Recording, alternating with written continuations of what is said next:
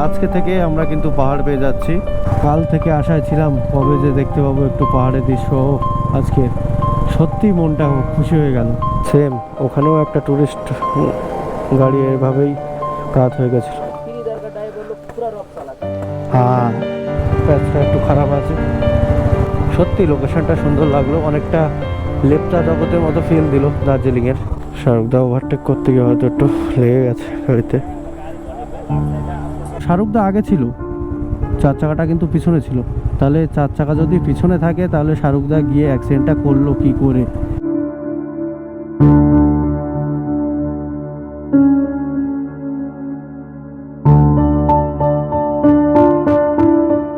Good morning from Islampur. আগের দিনের ব্লগে দেখেছেন আমরা বাড়ি থেকে বেরিয়ে সোজা শিলিগুড়ি পৌঁছাতে পারিনি। অলরেডি বাড়ি থেকে বেরোতে 3 ঘন্টা লেট হয়ে গেছিলো।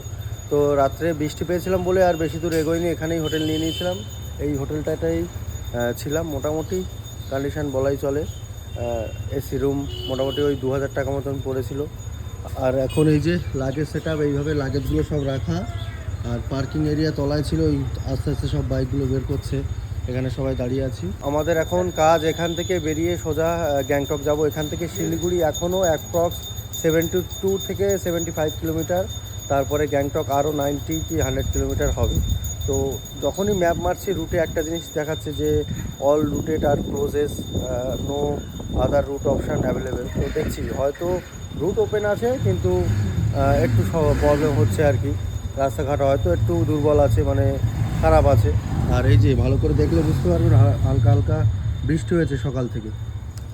তো আশা করছি বৃষ্টি না পেলেই ভালো। কালকে তো সারাদিনে পাইনি, শুধু রাত্রিটুকু পেয়েছিলাম। আমরা কালকে প্রপার একদম ইসলামপুর টাউনের এরিয়ায় ছিলাম। এই যে আস্তে আস্তে বেরোচ্ছে ওরা, বেরোলে লাগেজগুলো সেট আপ করে বেরিয়ে যাবো। দাঁড়াতে লাগেজ বাঁধতে বাঁধতে বিশাল বৃষ্টি চলে আসলো, আবার এক্ষুনি রোদ বেরিয়ে গেছে প্রচুর। চেন লুক করবো, তো চেন লুক করে নেওয়া দরকার। চেন লুক করেছো Sharada? Chain lock complete, chain lock করিয়ে নেই। চলো বেরোনো যাক। গ্লাভসও পরতে সময়, আর লেদার তো। হ্যাঁ হ্যাঁ, সোজা সোজা।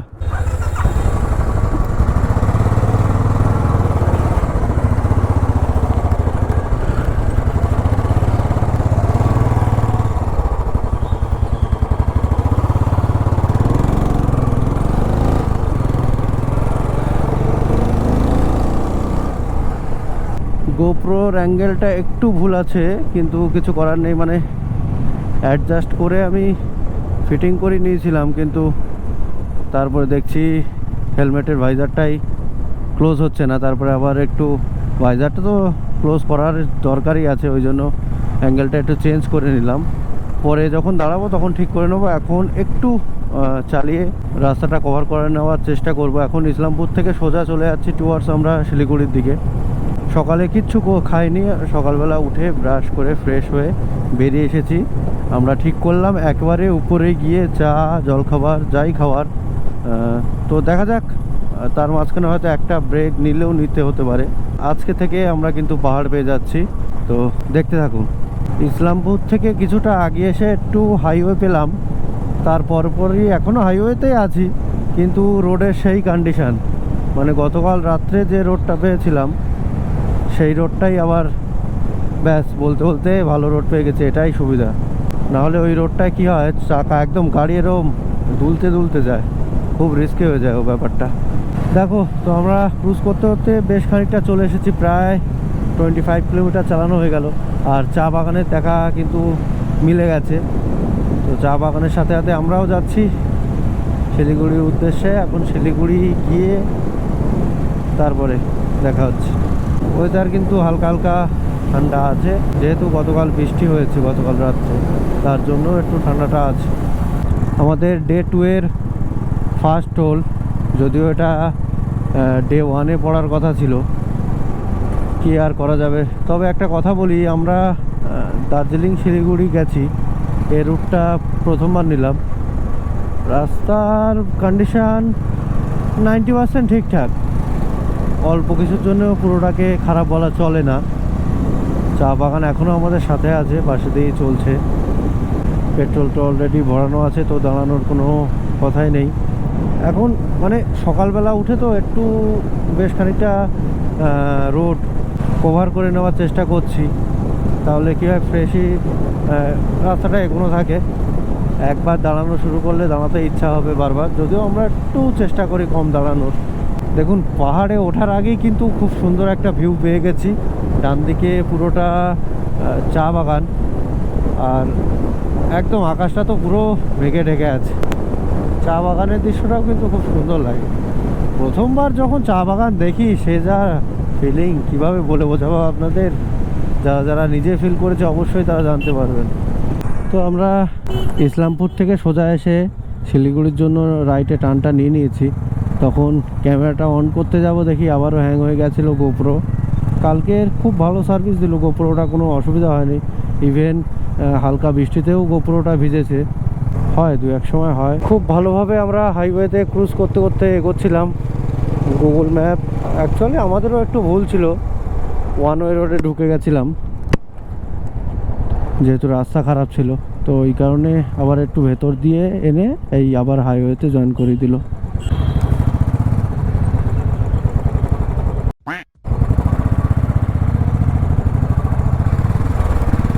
আমরা এখন আছি রাজা রামমোহন রায় ব্রিজের উপরে। এখান থেকে আর বেশি সময় লাগবে না। উফ, তো ফাইনালি অনেকটা মানে টাউনের ভিতর দিয়ে জ্যামের মধ্যে চালিয়ে এতক্ষণ আসার পর আবার হাইওয়েটা পেয়ে গেলাম। মেন চালানোটা রাস্তা তো ভালো, ওই ভিড়ের মধ্যে বারবার ব্রেকিং এটা ওটা পছন্দ হয় না, মানে ভালোও লাগে না। যত ভালোভাবে আরামে ক্রুজ করতে পারবো তত ভালো। এটা কি স্টেশন HQ সেবক রোড, তো এটা সেবক রোডে আছে সম্ভবত। হ্যাঁ হ্যাঁ, সেবক রোড। হয়তো গোপ্রোতে ঠিকভাবে বোঝা যাচ্ছে না, কিন্তু দূরে কিন্তু পাহাড় দেখা যাচ্ছে, ওই যে দেখতে পাবেন এবার। কাল থেকে আশায় ছিলাম কবে যে দেখতে পাবো একটু পাহাড়ের দৃশ্য। আজকে সত্যি মনটা খুশি হয়ে গেল। এবার যা কন্ডিশন হয়েছে মোটামুটি মানে ক্যামেরা অফ করলেই চলবে না টোটালি। ইতিমধ্যেই দারুণ দারুণ ভিউ দেখা শুরু হয়ে গেছে, বেশ লম্বা লম্বা সারিবদ্ধ গাছ। আর আমরা এই নিয়ে আলোচনা করছিলাম এখনই ইন্টারকমে, যে আমরা যখন অরুণাচল প্রদেশ যাই তখন ওখানকার পাহাড়গুলো কিন্তু সম্পূর্ণ আলাদা। আর দার্জিলিংয়ের পাহাড় একদম, দার্জিলিং সিকিম এগুলো পুরো গাছে, পুরো সবুজে ভর্তি। সেবক রোড তো বলার অপেক্ষা থাকে না যে এটা NH10। আর এলিফ্যান্ট ক্রসিং জোনও আছে। বাবা, NH10 সেবক রোডটা এলিফ্যান্ট ক্রসিং জোন এরিয়াতে চলছি আমরা। ওই যে পাহাড় কিন্তু দেখা যাচ্ছে, দুর্দান্ত ভিউ। তো ওই নিয়ে কথা হচ্ছিলো যে আমরা ভাবি যে একটুকে হাতে দেখতে পাবো না, কিন্তু যখন সামনে আসে তখন এই বাইক সমস্ত জিনিসপত্র ফেলে দিয়ে দৌড়ানোর পথ খুঁজে পাওয়া যায় না। আহা হা, কি সুন্দর ভিউ। আর ওয়েদার কিন্তু ভালোই ঠান্ডা হয়ে গেছে, মনে হচ্ছে এই সোজাই চলে যায়, গিয়ে সোজা পাহাড়ে উঠে যায়। পিছনে একটা বোট ছিল, ক্রসিং করলাম, আর অলরেডি আমরা কিন্তু পাহাড়ে উঠে গেছি। মানে চালাতে অতটা বুঝে উঠতে পারিনি, পাহাড়ি রাস্তায় উঠে গেছি, মানে খুব একটা হাইটে না। আবার নিচের দিকে নামছি। এখান থেকে আর 3 ঘন্টা 8 মিনিট দেখাচ্ছে। আহা, অসাধারণ ভিউ। শুধু রাস্তায় একটু বাইকের বা গাড়ির চাপগুলো দেখুন। এত ট্যুরিস্ট যে সিকিমে আছে, সিকিম দার্জিলিং এই লাইনে, বর্ষাকাল হলেও কি আছে, সব সময়ের জন্য আলাদা ভিউ, আলাদা লোক, প্রচুর বাইক, প্রচুর গাড়ি। আস্তে আস্তে এগিয়েই চলছি, কিন্তু উপরের ওয়েদারটা দেখে একটু চিন্তিত আছি। দেখুন একটু ওয়েদারটা, বর্ষাকালেই এসেছি তো ভেবেও লাভ নেই। তবে কি একটু যদি ফাঁকা ওয়েদার পেতাম তাহলে ভিউটা একটু ভালো পাওয়া যেত। এই বাঁদিকে উপরে সেবকেশ্বর কালী মন্দিরে, তো হয়তো ফেরার দিন দেখে নেব ওই যে উপরটায়। আর এখনই সবে ক্যামেরাটা অফ করেছি, আর পিছনে একটা বাইকার ছিল, তো হঠাৎই ব্রেক করেছে, তো একদমই আস্তে ছিল স্পিড, আমার পিছনেই ছিল, তো স্কিড করে পড়ে গেল। আর স্কিড করলো সামান্য, ওটা কোনো ব্যাপার না, পাহাড়ে হয়ে থাকে। একটা গাড়ি 4 চাকা উল্টে গেছে, রাস্তার ধারে নেমে গেছে। প্রায় অঘটন ঘটছে পাহাড়ের দিকে, যা কারোর প্রাণহানি হয়নি, এটাই ভালো। ক্যামেরা অন করতে করতে পেরিয়ে আসলাম, জানি না গোপ্রোতে দেখা গেছে কিনা। ওই জন্যই আমাদের পিছনেও একটা 4 হুইলার ছিল, হঠাৎই খুবই জোরে চালিয়ে চলে আসলো, তো ওই জন্য ওকে আগে সাইড দিয়ে দিলাম যে আগে বেরিয়ে যাক, আমরা ধীরে সুস্থে যাচ্ছি। খুবই সাবধানতা অবলম্বনে যেতে হবে। তিস্তার কন্ডিশনটা একটু দেখুন, ভেঙে ভেঙে তিস্তা কি করেছে। এখান থেকেও কিছুটা চলে গেছে, আর সরু তিস্তা একেবারে ফুলে ফেপে চওড়া হয়ে গেছে। আর হালকা হালকা বৃষ্টিও চলছে, অলরেডি বৃষ্টি তো ভালোই শুরু হয়ে গেছে। এখানে একটু জামে দাঁড়াতে হলো, গোপ্রোটাও খুলতে হবে আর রেন গিয়ারগুলো পরতে হবে। কিছু কাজ হচ্ছে সম্ভবত রাস্তায়। ওই দেখুন একটা গাড়ি কি অবস্থা হতে পারে, তাহলে মানুষের অবস্থা কীরকম হতে পারে। ওই জন্যই যে খুব সাবধানতা অবলম্বনে চালাতে হবে। শুধুমাত্র সাবধান করার জন্য মানুষজনকে ওটা রাখা হয়েছে এখানে। স্ক্র্যাপ সেম, ওখানেও একটা টুরিস্ট গাড়ি এভাবেই কাত হয়ে গেছিল, তো ক্রেন এনেছে টানার জন্য। বৃষ্টিতে রাস্তাঘাটে এরকম অঘটন ঘটতেই পারে। চলো, তো ফাইনালি গাড়িটা উঠে গেল, আমরা বেরোবো। বৃষ্টি বন্ধ হয়ে গেছিলো যতক্ষণ দাঁড়িয়েছিলাম, আবার চালু হয়ে গেছে। ক্যামেরা অন করতে করতে গাড়িগুলো চলে আসলো।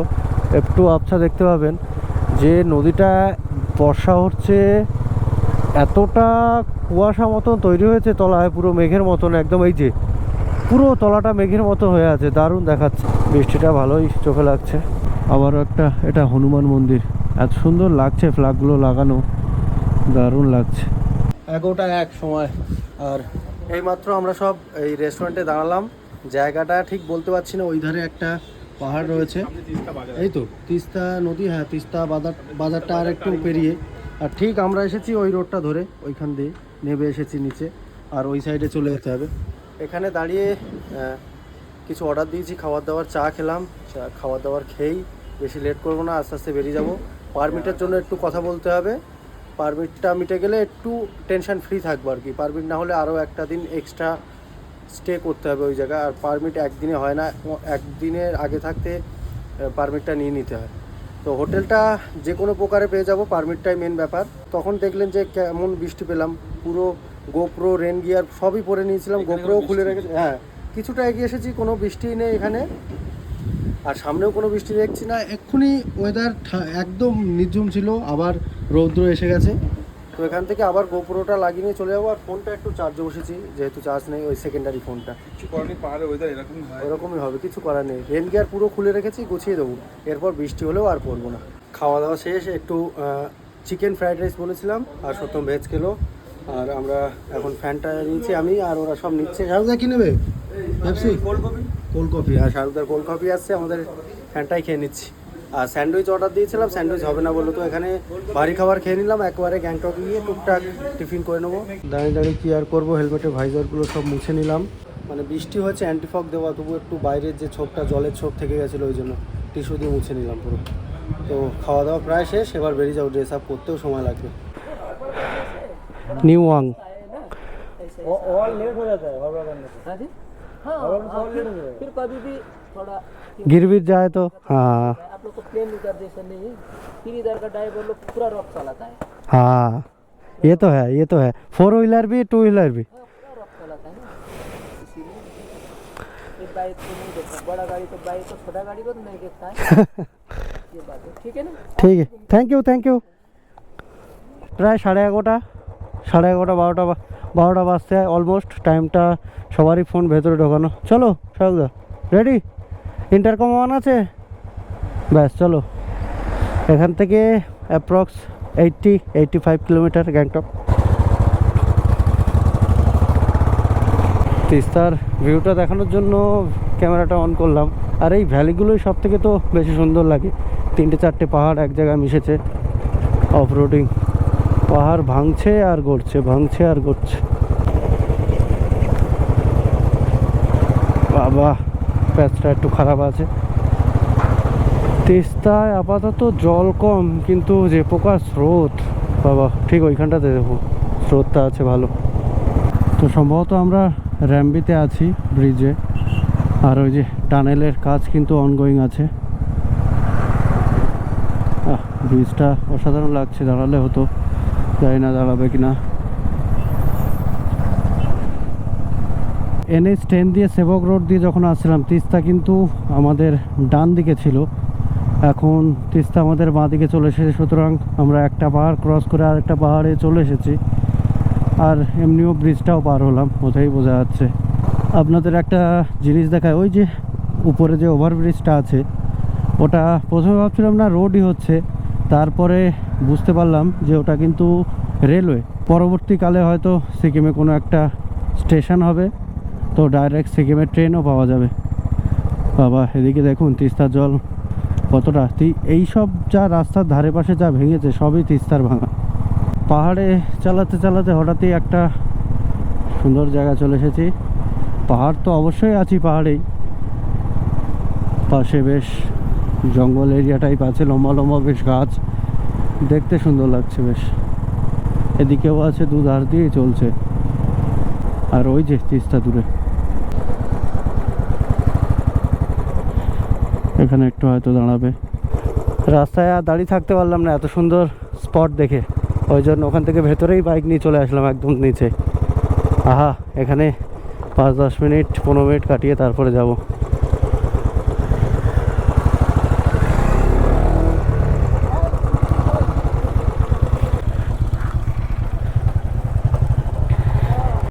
ওহ, কি দারুণ হাওয়া হচ্ছে, দুর্দান্ত, বিশাল একটা ইয়ে পড়েছে একদম। জায়গা ভালো তো, দুর্দান্ত জায়গা হয়েছে, দুর্দান্ত জায়গা, সুন্দর হাওয়া হচ্ছে, প্রচণ্ড ঠান্ডা হাওয়া। এতক্ষণ রাইডিং গিয়ারে প্রচণ্ড গরম লাগে, তো গরমে চালাচ্ছিলাম, আর আমি আসলে তো ইন্টারকমে কথাই বলছিলাম যে গ্যাংটকে গিয়ে না আবার এসি রুমে নিতে হয়। A few minutes later. Almost 2টো বাজতে যায়। এখান থেকে প্রচুর ছবি তুললাম সবাই মিলে, 5 জন তো একটু সময় লাগে। বেরিয়ে যাচ্ছি। সত্যি লোকেশনটা সুন্দর লাগলো, অনেকটা লেপচা জগতের মতো ফিল দিল দার্জিলিংয়ের। তো সেই কথাই হচ্ছিল, দার্জিলিংও আমরা গেছিলাম, খুব সুন্দর দৃশ্য দেখেছি।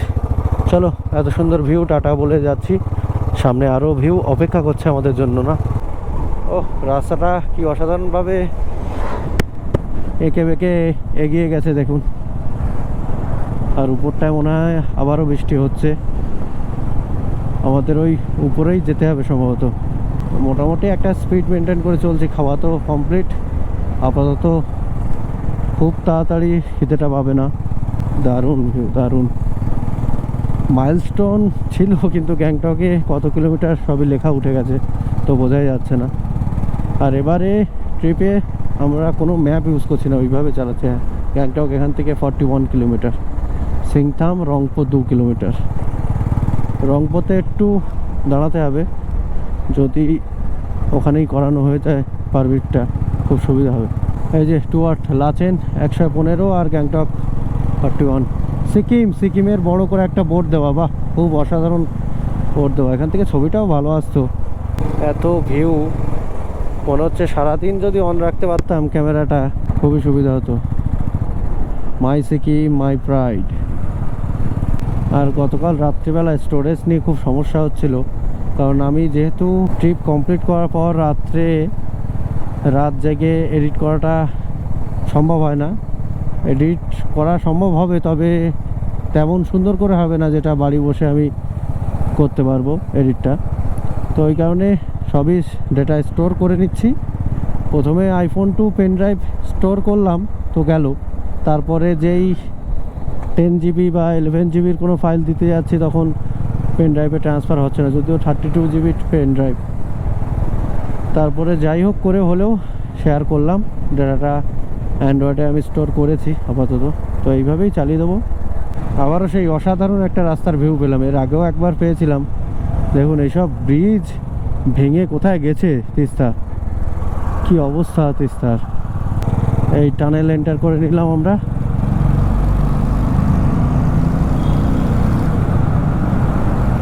বাবা, অন্ধকার মতো লাগছে একদম, ওই জন্য ফগ ল্যাম্পটা জ্বালালাম। ব্যাস,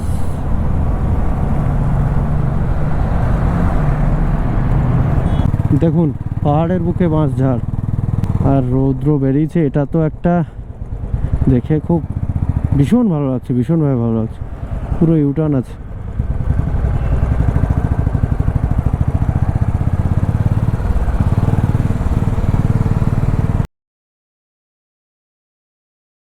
সো আমি অনেকটাই এগিয়ে গেছিলাম, পিছনে কাউকে দেখতে পাচ্ছি না, আর ইন্টারকমও ডিসকানেক্ট হয়ে গেছে, ওই জন্য দাঁড়িয়ে গেছিলাম। তো দাঁড়ানো 3-4 সেকেন্ডের মধ্যেই ফোন আসলো, আমি গ্লাভসটা খুলছিলাম, তো ব্যাকে যেতে বললো, যাই না এখন, তাই ব্যাকে যাচ্ছি। আবার ফোন করেছে, কেন জানি না। শাহরুখদা ওভারটেক করতে গিয়ে হয়তো একটু লেগে গেছে গাড়িতে।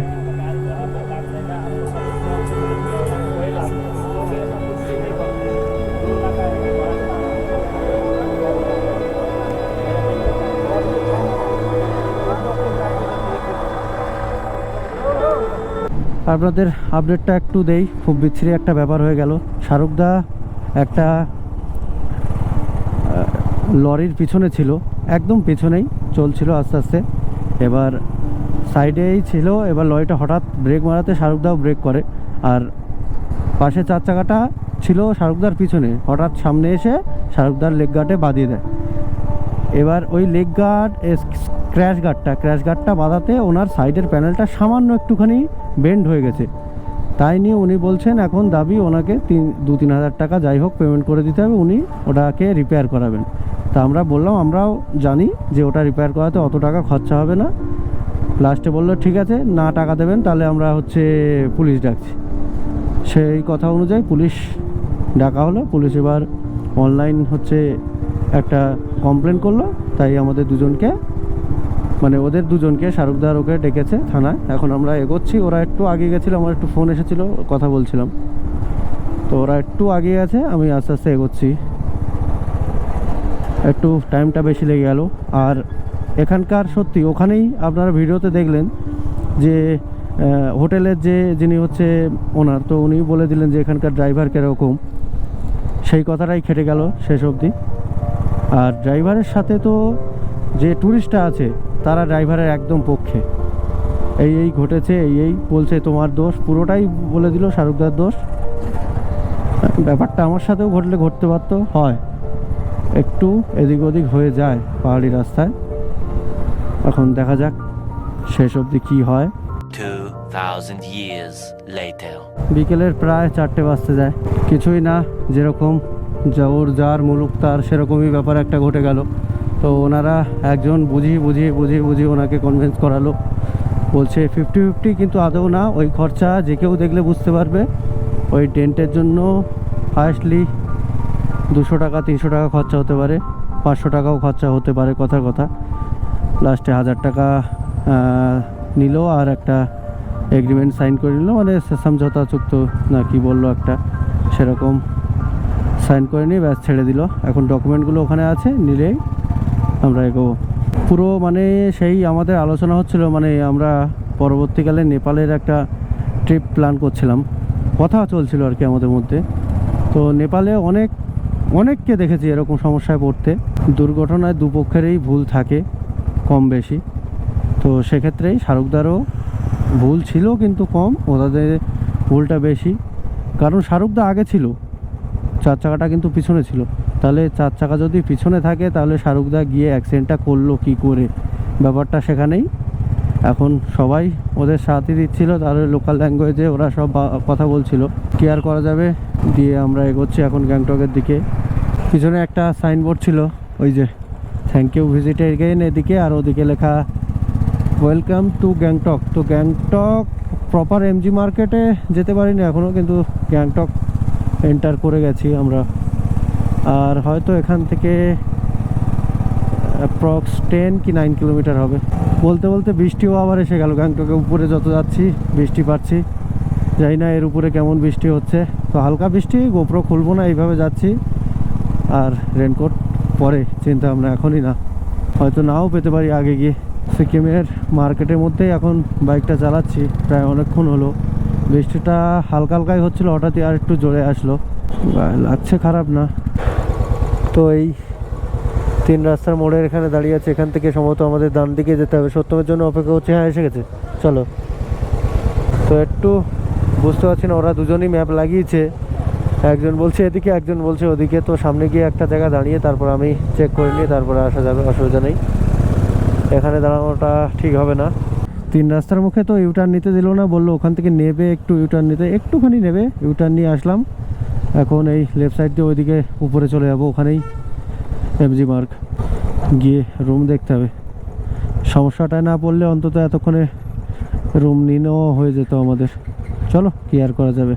তো ওই যে ভিডিও করতে খেয়াল ছিল না, পার্কিং শপ, এটা দেখে রাখুন, আমি বলছি এর ব্যাপারে। তো আমরা যে হোটেলটা নিয়েছি আজকে, সেটা মোটামুটি সব কিছুই ঠিক আছে, পার্কিং নেই, তো ওই জন্য ওখানে পার্কিং করে আসতে হলো। পার ডেকে হিসাবে 200 টাকা করে পার্কিং, আর ঘন্টা হিসেবে 30। তো পার নাইটই রেখে আসলাম, না হলে এখানে রাখতে গেলে 7টার পরে তবু কোনো সিকিউরিটি নেই, এমনি রাস্তায় রেখে দিতে হবে। তো ওই কারণে ওখানেই পার্ক করে চলে আসলাম, আর পারমিটটাও হোটেল থেকেই হয়ে যাবে। ঘড়িতে সময় এখন রাত্রে 9:55, আমরা একটু এমজি মার্গ হেঁটে দেখছিলাম। তো এসে যা বৃষ্টি হচ্ছিলো, এখনও বৃষ্টি পড়ছে, এই যে বৃষ্টি হালকা হয়েছে বলে একটু বেরিয়েছিলাম, আবারও বৃষ্টি একটু জোরে চলে আসলো। একটু অনেক ঘুরে দেখবো, দেখে রুমে গিয়ে সেই খাওয়া দাওয়া করে শুয়ে পড়তে হবে। আর সকালে একটু টাইম আছে, হয়তো আসলেও যদি ওয়েদার ভালো থাকে তাহলে আসবো। ওয়েদারটা কিরকম একটু বলো, ঝিরিঝিরি বর্ষার সাথে হালকা হালকা ঠান্ডা। ঠান্ডাটা ভালোই লাগছে, ঠান্ডা ভালোই লাগছে। আর কালকের পারমিটটা নিয়ে টেনশন আছে, হয়তো আমাদের পারমিট পেতে পেতে 8:30 9টা বেজে যাবে। তো দেখছি, যা হবে অবশ্যই ভিডিওতে দেখতে পারবেন। তো এখন 10:30 বাজে, আমরা কিছু কেনাকাটা করে নিলাম দুজনেই, আমাদের না, সবই বাড়ির। বাড়ি না নিয়ে গেলে সমস্যা আছে বল। হ্যাঁ অবশ্যই, বাড়িতে নিয়ে দিয়ে যাবে। সকালে 8:30টায় হয়তো সব দোকানই খুলে যাবে, তো তখন আবার দেখে নেবো, অন্য কিছু পেলে নিয়ে নেবো।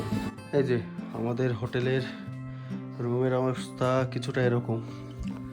এইমাত্র খেয়ে উপরে চলে আসলাম, প্রচণ্ড কষ্ট হচ্ছে। 3 তলায় আমাদের 3rd ফ্লোরে নিয়েছি রুম। এখন যাব, ফ্রেশ হব, ফ্রেশ হয়ে এসে ভিডিও এডিট করতে বসবো বা ভিডিও ডেটা ট্রান্সফার করতে বসবো, করে নিয়ে তারপরে ঘুম। তো আজকে ভিডিওটা এই অবধি দেখার জন্য অসংখ্য ধন্যবাদ। ভিডিও কেমন লাগলো অবশ্যই কমেন্ট করে জানাবেন, পারলে লাইকও করবেন, ভিডিওটা শেয়ারও করবেন। দেখা হচ্ছে নেক্সট কোনো ব্লগে। Till then, tata, good night.